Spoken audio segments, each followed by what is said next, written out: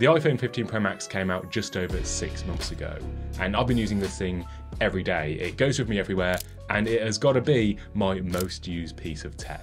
So today I wanted to share with you guys my long-term experience using this phone.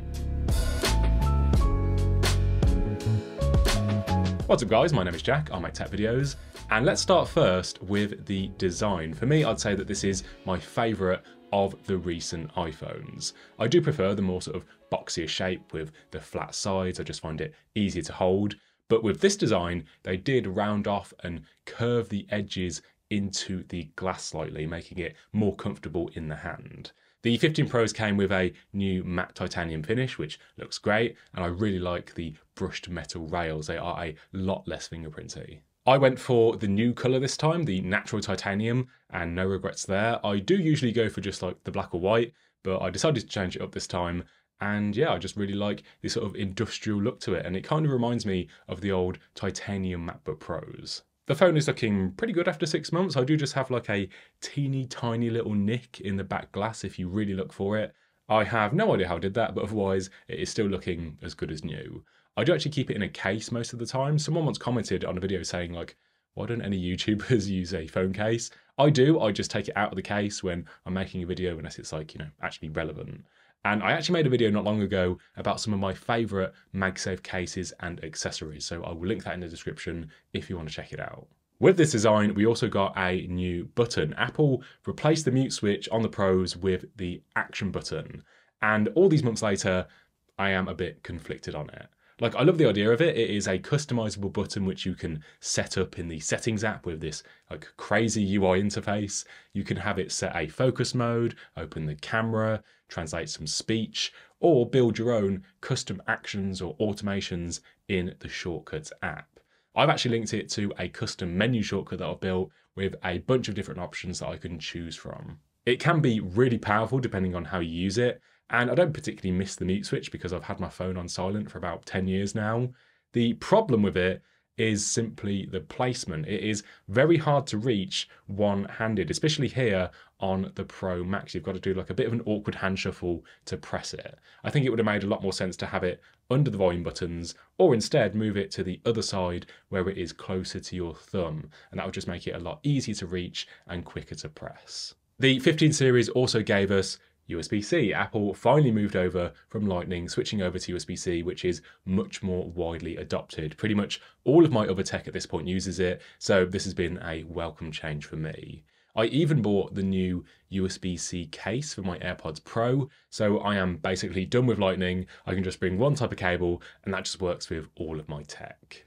There's a few benefits here. You can now charge out from your phone to other devices, which is useful for your AirPods. And of course, you no longer need to carry a specific Apple Lightning cable, as most stuff now uses USB-C. But the biggest benefit is the transfer speeds. The Pro 15 support just way faster data transfers up to 10 gigabits per second, which is 20 times faster than Lightning.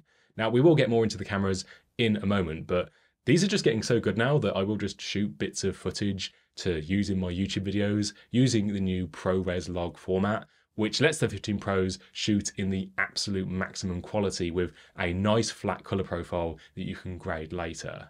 But these video files are just kind of massive. It works out at around 6 gigabytes for every minute of ProRes log footage captured in 4K. So if you've got a few clips, then AirDrop can just be a bit kind of slow or just unreliable. But getting them off the phone with USB-C has just been a total game changer. It's just way quicker than Lightning. I went for the 512 gigabyte model for a bit of extra storage space when recording on device. But with that faster C port, we can now also record to external storage, which is going to be a must if you are going to be capturing a lot of footage in ProRes log.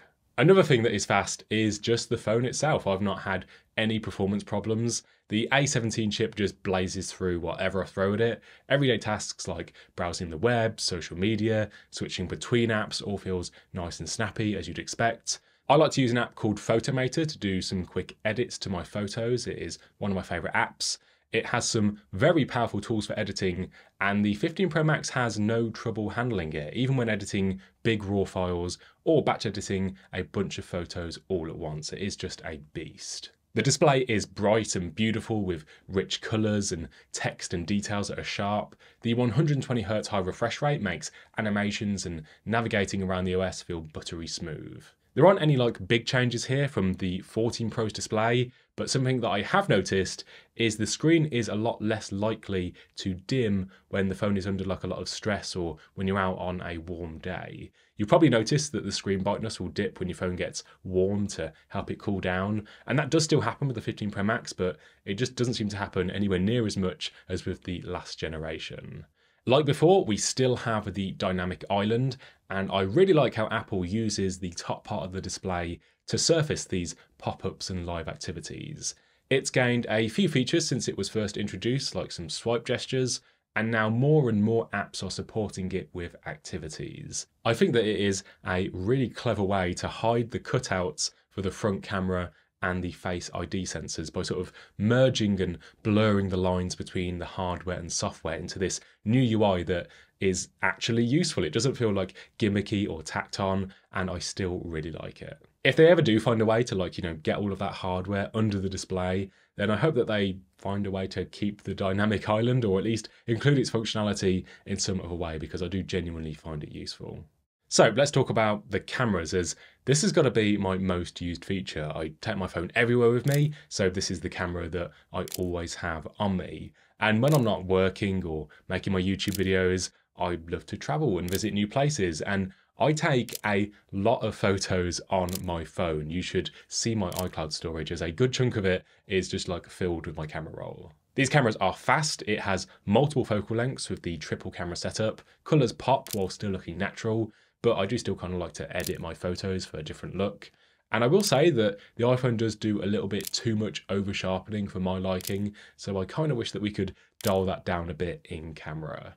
But most importantly, it's the camera that I'm always carrying, and we got a few nice upgrades with this generation. The 48 megapixel main camera now outputs 24 megapixels as standard, up from 12 with the 14 Pro, giving us even more detail and resolution. Most of the time I do stick with the standard high efficiency photos, but every now and then I will switch to Pro RAW when I'm capturing those sort of special shots for the full 48 megapixels and all of that extra image data if I do feel like I'm going to need it when editing in post.